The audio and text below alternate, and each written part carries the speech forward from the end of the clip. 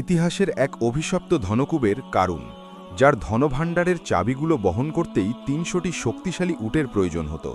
অথচ এক নিমিষেই সেই সমস্ত সোনাদানা আর হীরা জহরত সহ তাকে জীবন্ত মাটির নিচে গেঁথে ফেলা হলো। দম্ভ আর অহংকার কিভাবে একজন মানুষকে ধুলোয় মিশিয়ে দেয়, এটি তারই এক জীবন্ত ইতিহাস।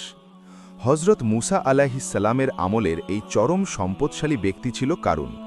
আল্লাহ তাকে অঢেল নেয়ামত দিলেও সে ছিল চরম অহংকারী।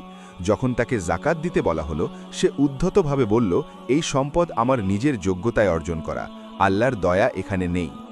সে রাজকীয় সাজে হাজার হাজার ঘোড়াসওয়ার নিয়ে মদিনার রাজপথে কুচকাবাজ করত, যাতে মানুষ তার সম্পদ দেখে মুগ্ধ হয়। মুসা আলাইহিসসালাম তাকে বারবার সতর্ক করলেও কারুন উল্টো নবীজির চরিত্রে কলঙ্ক লেপনের ষড়যন্ত্র শুরু করল। মুসা আলাইহিসসালাম যখন আল্লাহর কাছে বিচার চাইলেন, তখনই আল্লাহর আযাব নেমে এলো। হঠাৎ এক ভয়াবহ ভূমিকম্পে পৃথিবী কেঁপে উঠল।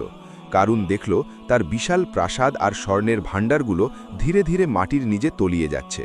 সে যন্ত্রণায় চিৎকার করলেও মাটির গ্রাস থামল না। কিয়ামত পর্যন্ত কারুন তার সমস্ত সম্পদসহ মাটির অতল গহ্বরে তলিয়ে যেতেই থাকবে। কারুনের এই পরিণতি আমাদের শেখায়, অহংকার কেবল ধ্বংসই ডেকে আনে। এই শিক্ষণীয় কাহিনীটি ভালো লাগলে হিকমা গল্প চ্যানেলটি এখনই সাবস্ক্রাইব করুন। আল্লাহ হাফেজ।